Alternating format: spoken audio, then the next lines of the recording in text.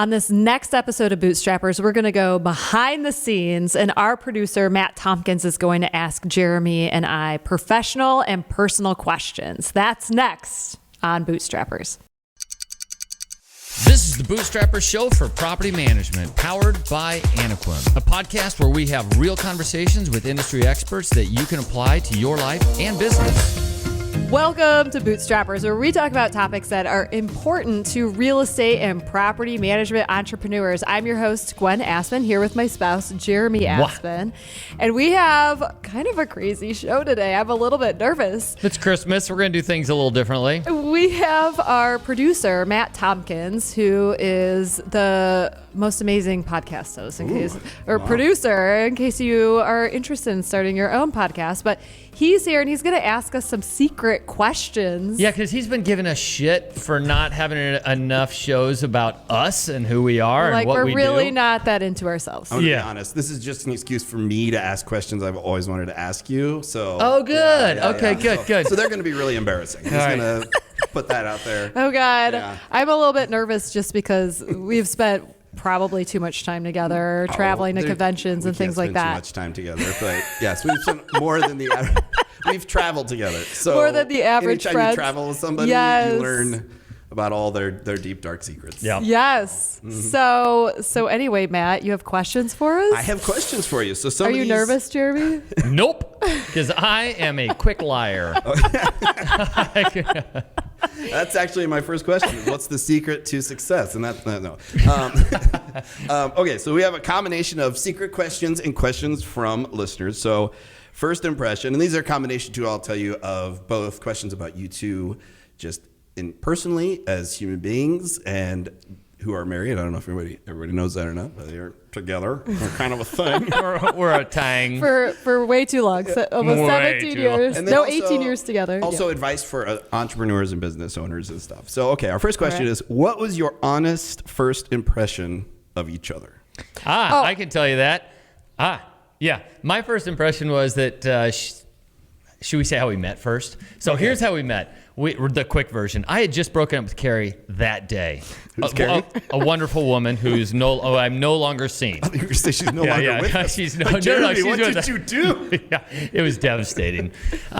So this friend of mine, Tim, had been asking me to meet his friend, Gwen, for quite a while, and I kept telling him, dude, I've got a girlfriend. Well, that was no longer an issue, so I met him in the parking lot that morning. It just so happened, and he said, why don't, I told him I broke up with Carrie and it was sad and all that stuff. He goes, well, why don't you come up to my place for a football game? We'll watch the Texas A&M play tonight. And I was like, I just broke up with all my friends, so let's do this thing.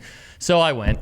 And then he, in the background, had called Gwen and asked Gwen over for dinner. Because I don't cook and I suck at it. Yeah, and she had a date that night. So whatever reason, she ended up going to Tim's to was this like party. A secret setup? Yes, we were the only two invited. We were the only two invited. Ooh, so it's like a Hallmark movie. Yeah. I know, right? It was. You're the city guy. It was. I was the city guy. She was the cowgirl. No, he was the country guy because he actually knows how to castrate cattle and ride a horse. I don't. See, we're learning. And I'm from Detroit, so I'm the city girl. I can castrate.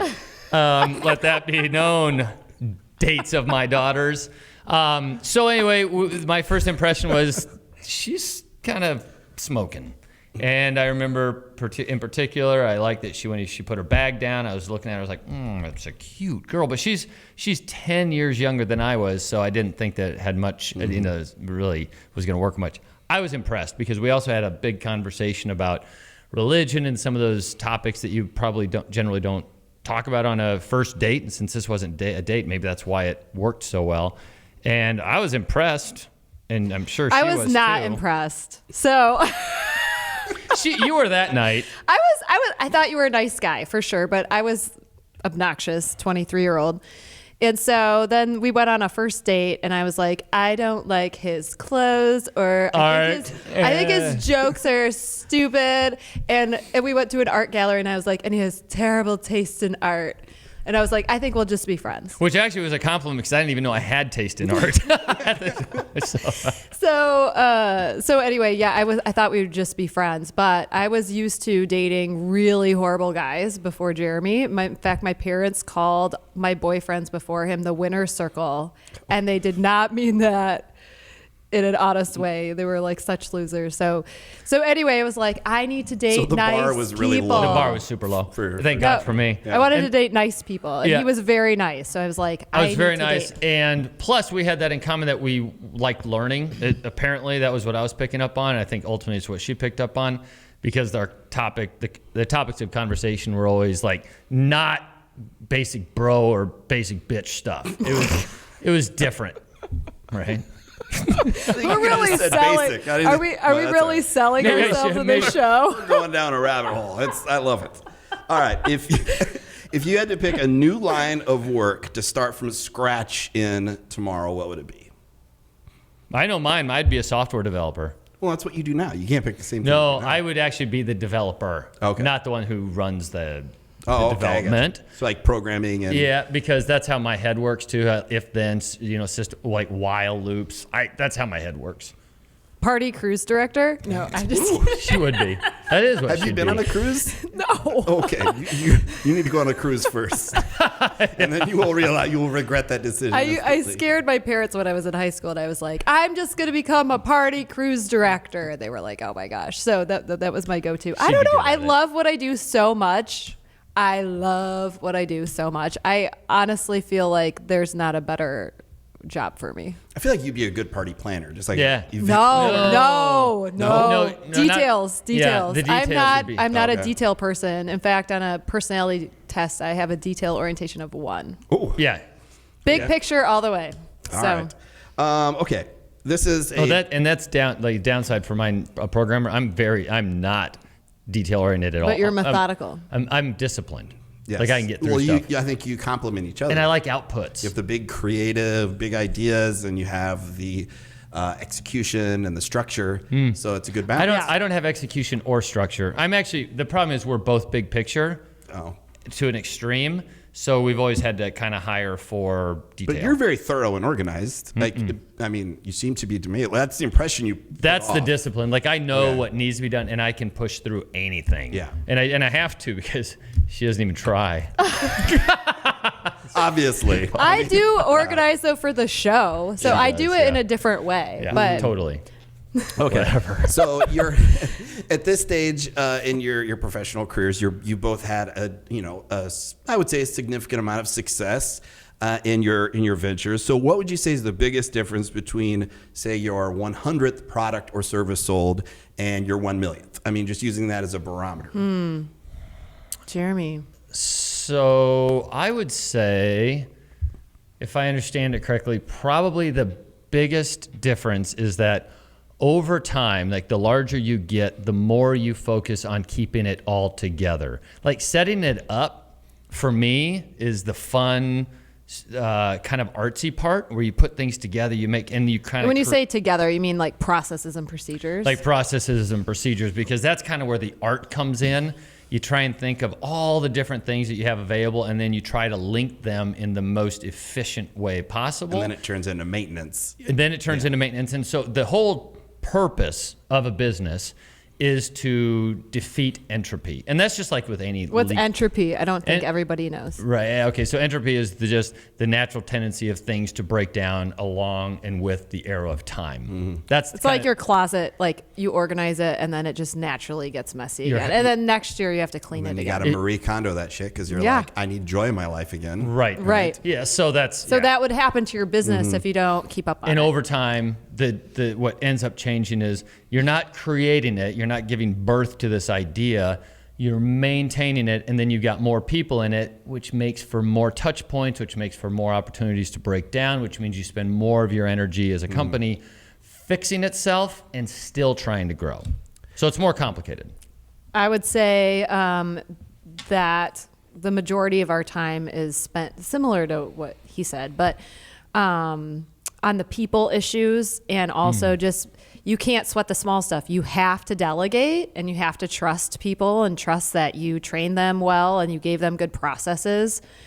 and let them do the day-to-day work. And so now my job is to focus on vision, mission, and make sure the values don't get lost in the organizational structure or size. Your core values. Core values, yes. This isn't one of the questions, but I'm just curious, how close do your core values for your company look compared to your core values just as an individual, as a person? Are they pretty They're pretty close? damn exactly close. Pretty much the same. Yeah, I can't think of anything different. Yeah.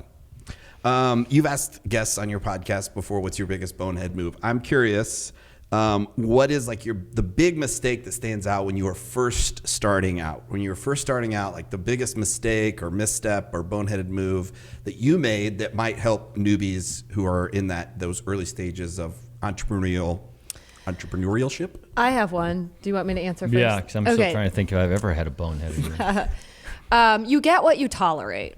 So I think I've tolerated people being rude to me or disrespectful like way too long. I told you I was sorry about that. And so I think for me, I'm really naturally a nice person.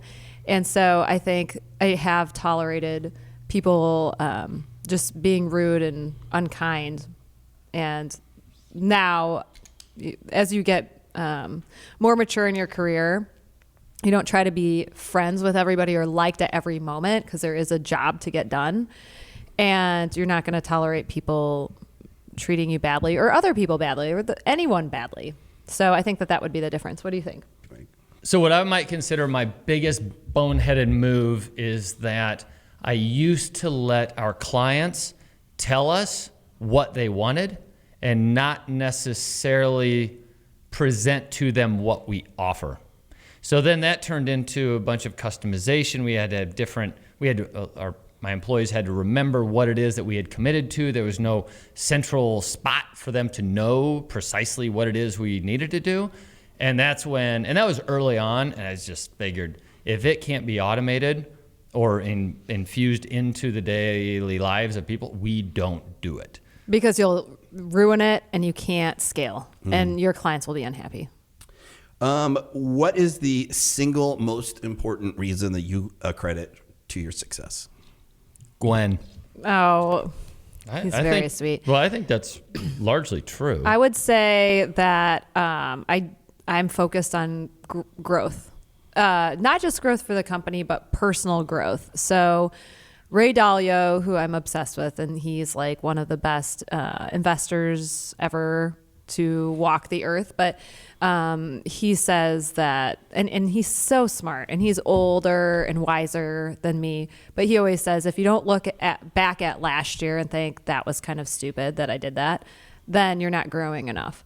So focusing on growth has helped me become the leader because that my employees need. So I feel like I hire amazing people and they inspire me every day. So I have to be the leader that they deserve. And I just always feel like on my toes because they inspire me every day. Yeah, and I'll extrapolate because I think I'm right when I say that that's probably the biggest, that Gwen, our relationship actually was probably the biggest reason for success because at the beginning, she quit her job.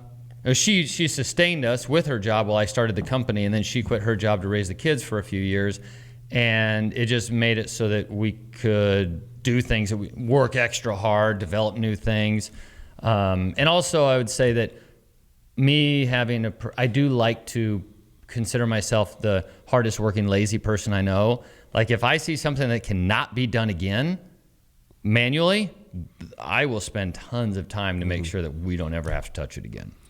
When it comes to being an entrepreneur / business owner, what do you enjoy the least and what do you enjoy the most?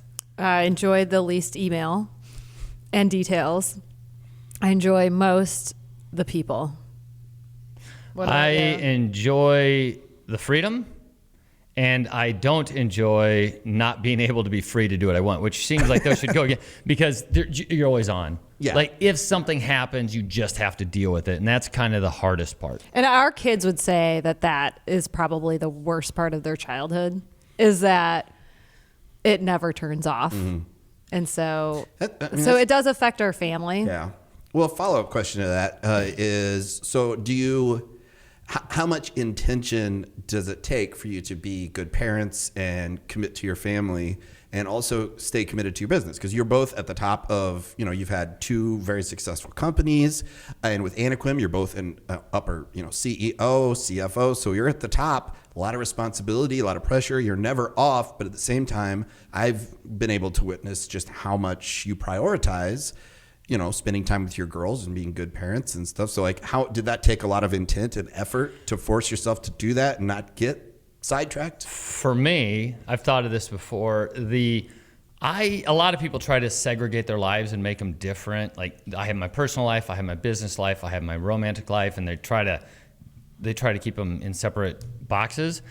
I don't. I just kind of wrap it up under the bow of life, and in order to have all 3, what I think the main area, physical is another one, you have to have balance and everything. And so when you feel like you're too busy in one area, it's probably a pretty good indication that you're too busy in that area and you got to go do something else. So like to work out on a regular basis for me is extremely important. And it's not because it's one of the most important things that I do. It's that if I don't, I can't do these other things well. Yeah, I mean, you are pretty ripped. I will give you that.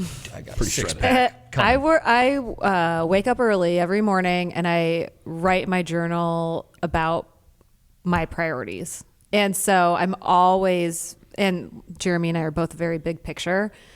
And so I operate with my family in mind every morning along with the business and try to balance it on a daily basis. So it's just part of my personal system to think about that balance. If you're listening to this or watching and you are wondering, like, what are, because I've have the opportunity to work with you and other successful entrepreneurs who host podcasts and who with marketing and things like that. So I've got to see a lot of different successful people, and a couple of the common trends are the journaling of some sort.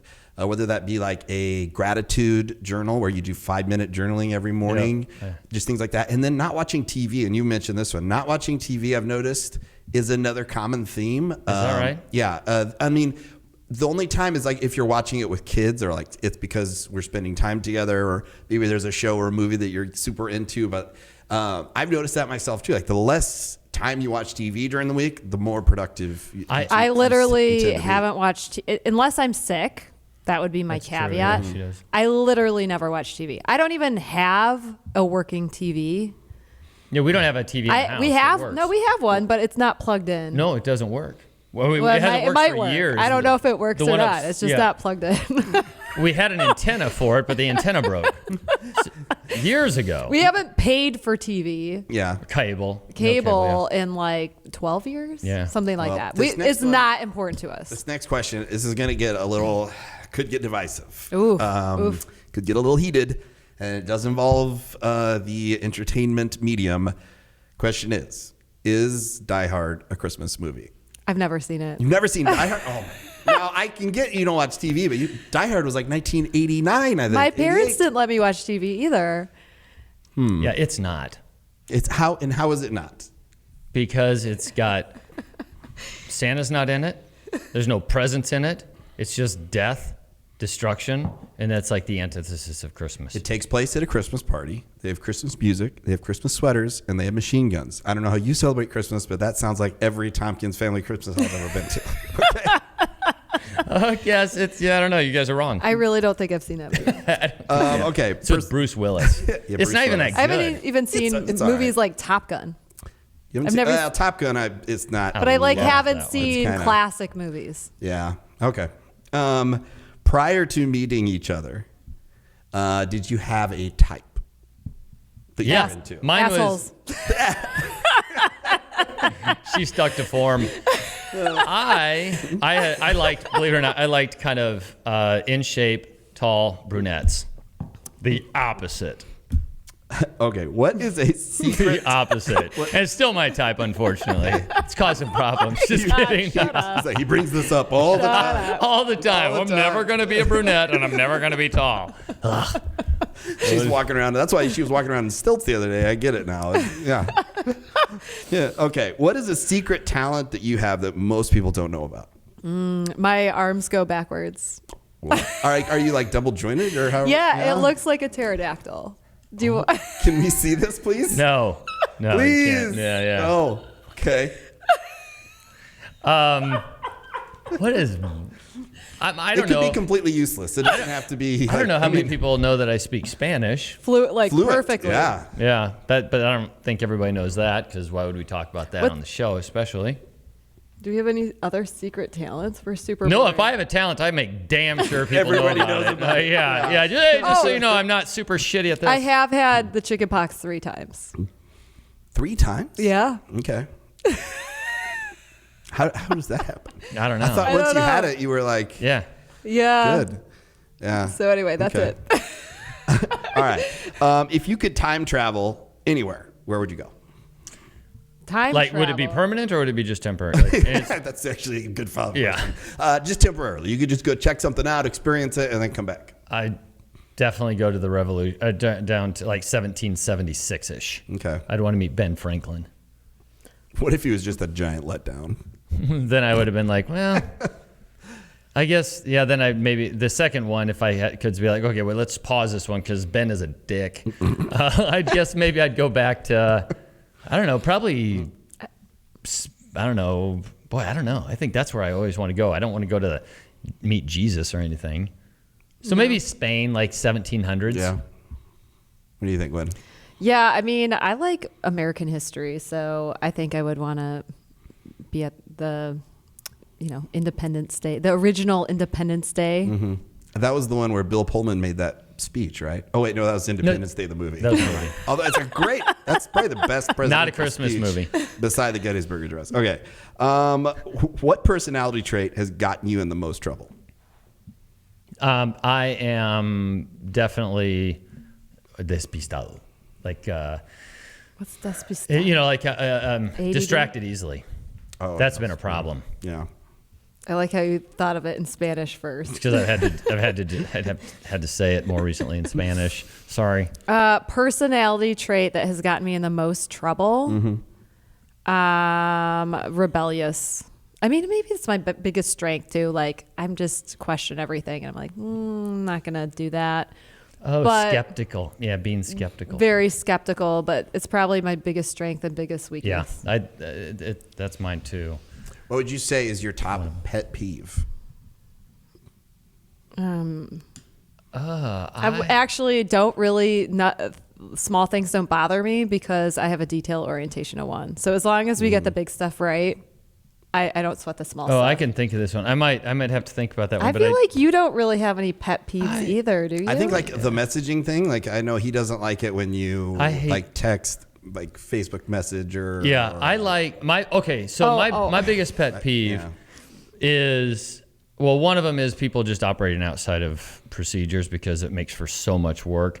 But in particular, people that use email as a list of things to do. Yeah, I knew you- Jesus Christ. And I it drives do- me and nuts. I do like that. sending you a list like No, No, like like- where I send an email so that they remember to do it. I'm like, oh, that's what. Nice. It drives him we crazy. just did this before we started recording. Yeah. Emails are a It communications made him tool. crazy. Not a That's how much he loves me, is that he did that, You know, even though that made him insane. I have to admit though, one of mine is people, and there's couple people that still do this where they will send you an email and then call you and text you to tell you that they just sent you an email, and it's like, pick one, Yeah. You don't need 3 ways. hey, I just sent you an email and wanted to let you know, and what?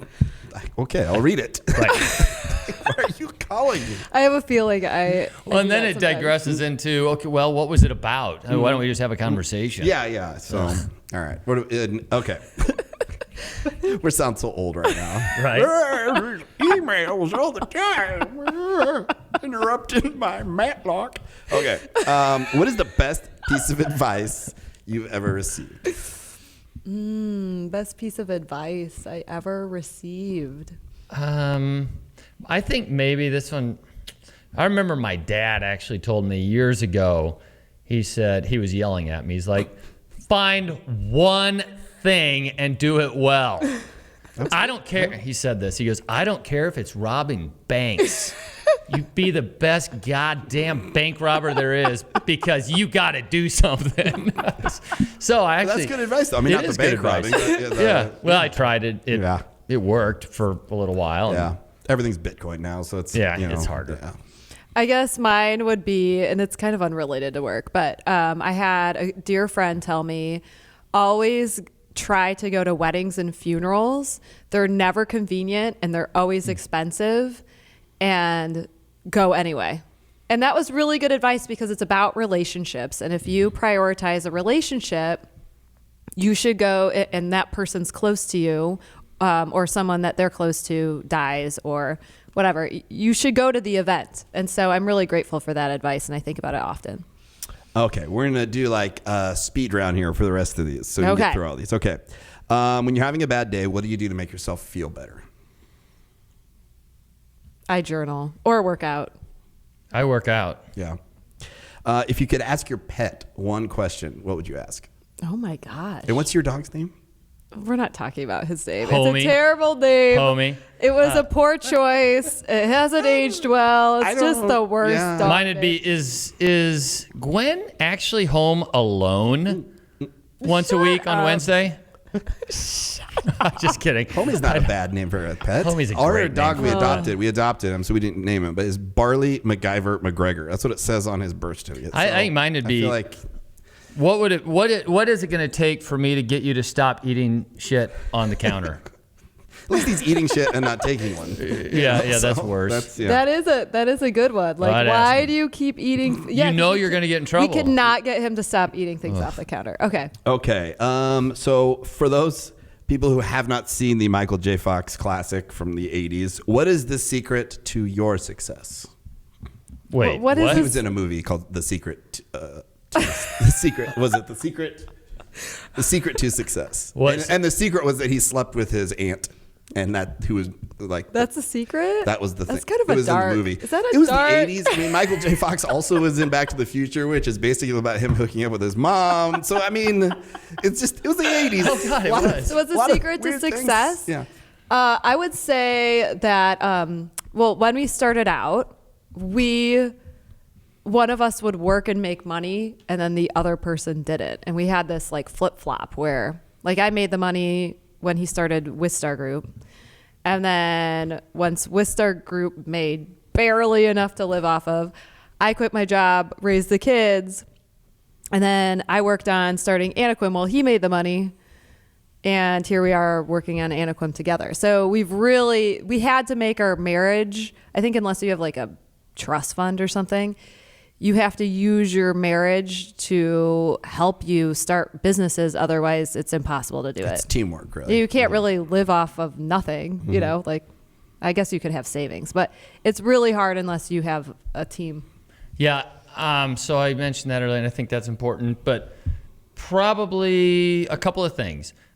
Be involved in your industry, like in our industry, NARPM. Get involved. Get good enough at something that other people want to listen to what you have to say, because then you That was your strategy, actually. He learned the rent manager software better than anybody else. Yeah.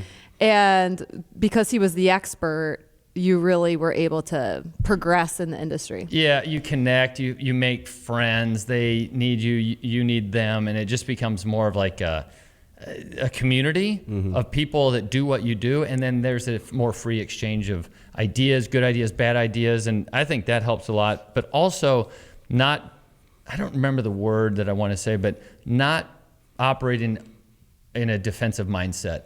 Like, you do at some point have to get past the curve and start being ahead of things a little bit, and not be afraid of everything that is going to become you. If you're worried about what's coming up next, then you haven't built it into your mindset that things are going to go wrong. And when they do, all you do is process it.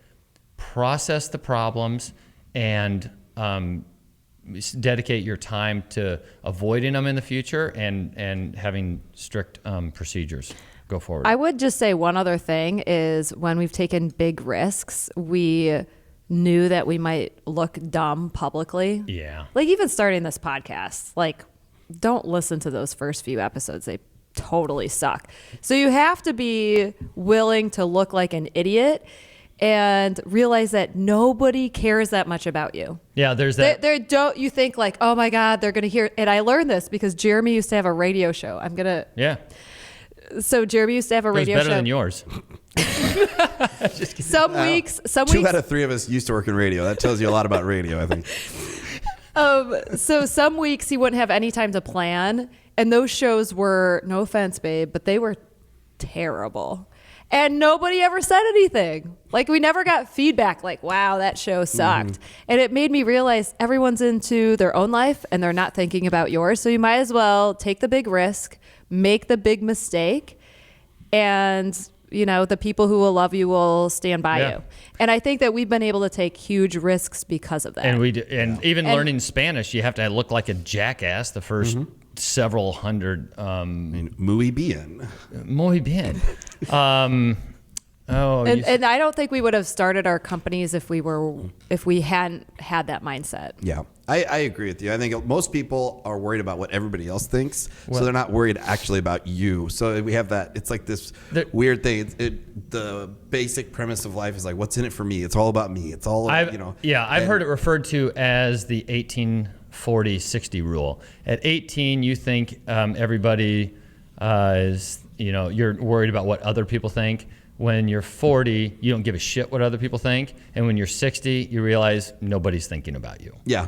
And so I think I'm a little bit on that curve because nobody really. But do you think radio had that impact on you too? Just because I'm sure you messed up big time at some point live. I think even before that. So I grew up as a theater kid. So like our dad directed plays and did speech team. Our mom directed musicals at 2 different high schools growing up. And so I was on stage at like the age of 4, and anytime you're going to be on stage, you have to understand that like you're putting yourself out there. And so I was fortunate enough to where I grew up naturally naive. I wouldn't even say I didn't care. It was just I didn't realize.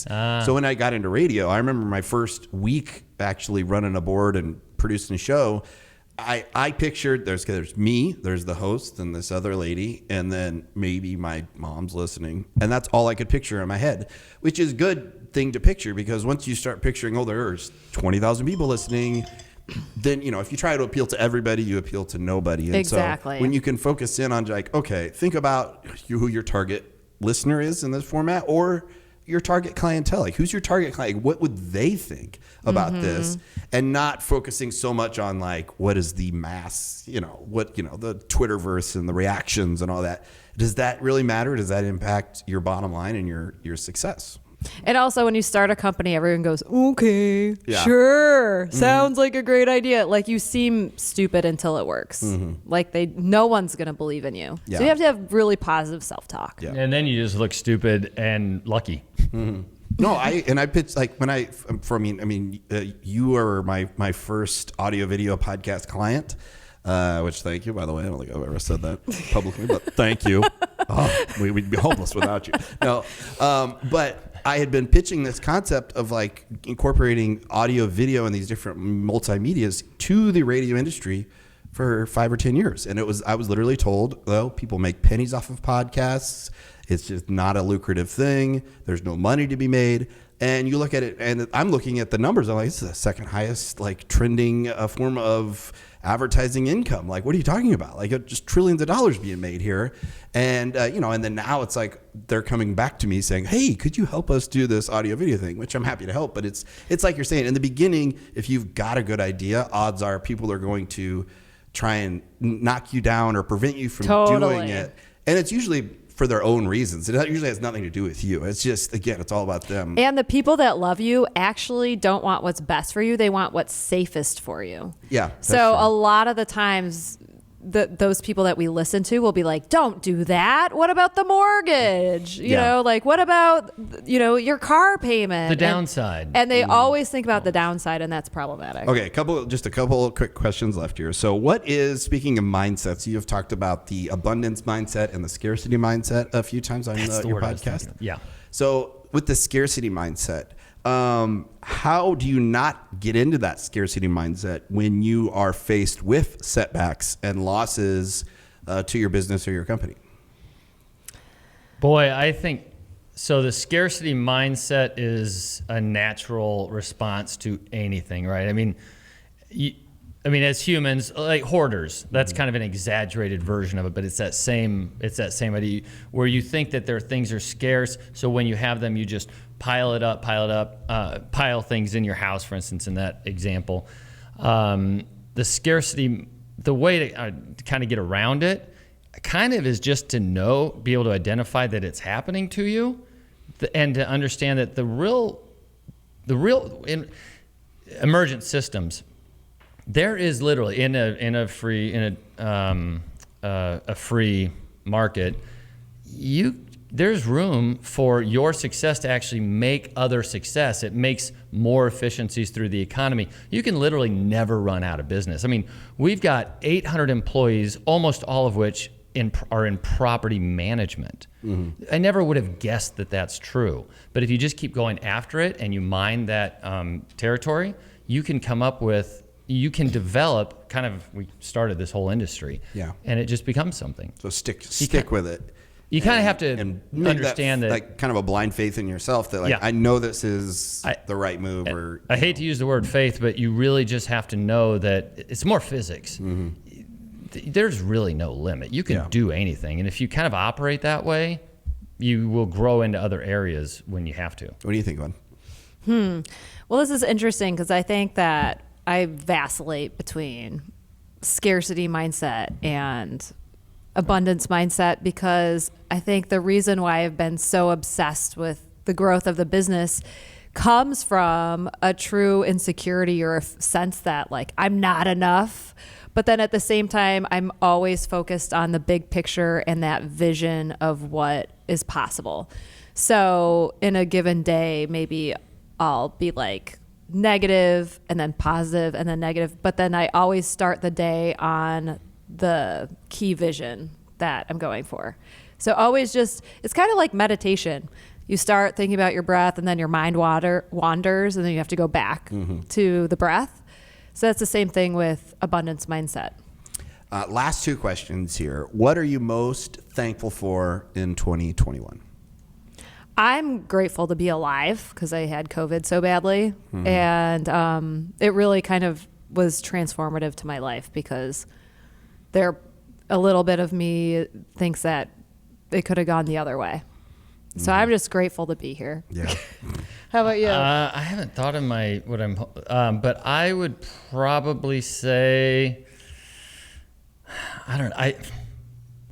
there's so much. Like my default answer is my wife and kids, family, obviously, right? And I don't know. I mean, I kind of have a hard time. I'm always very thankful for that because I like my life. I wouldn't trade it for anybody's. So maybe that's it. Maybe it's that 2021, I proved again to myself that I want this life. Yeah, that's good. And then last question, what message do you want to leave us with here today as we head into 2022? And which, I mean, I'm superstitious. I believe even years are always better than odd years. Really? Yes, every even year's been better than the odd ones. So except for 2020. Except for 2012 when I got married. No, 2020 was a great year not for the rest of the planet, but for me personally, and I don't care about the rest of the world. Right. No, I'm kidding. Whatever. I mean, I lost, like, Wendy, my wife, jokes around. She's like, 2020 sucked for everybody but you. Like, I lost 45 pounds and started because I decided to start my company in January of 2020, which was, nothing popped up after that. So, but that's on my own silly superstition. That doesn't really matter to this. What are you most looking forward to, and what message would you like to leave us with here as we head into a new year? Well, what I'm most looking forward to, actually, I'm most looking forward to right now a trip to Spain with the family. We have some friends out there. I have 3 groups of friends. We're going to go visit all of them in Bilbao, Barcelona, and Seville. So that's what I'm most looking forward to. And the message on a go-forward basis to everybody that I want to leave them with, boy, I have a hard time giving advice. I'm more like a gestalt. I just think that the news, the world, things have been so negative and heavy. And so I want to focus on positivity. I want to focus on people's assets and what they bring to the table. And that I feel like is my focus and my mission in 2022 is in my personal life to focus on the positive, and when I look at people to focus on their positives as well. Yeah, and maybe so I'll dovetail off of that a little bit.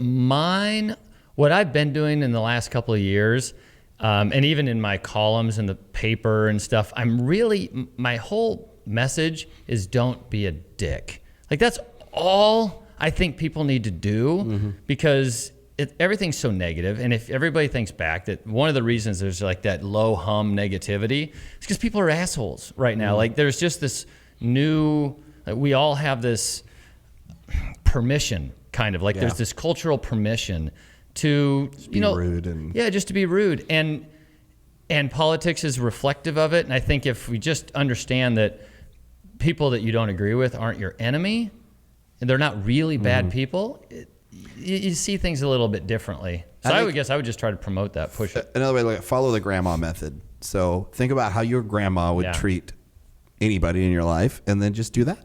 That's a cute. I like that. That's cute. If we all loved each other like our grandmas loved us, the world would be one big grandma hug.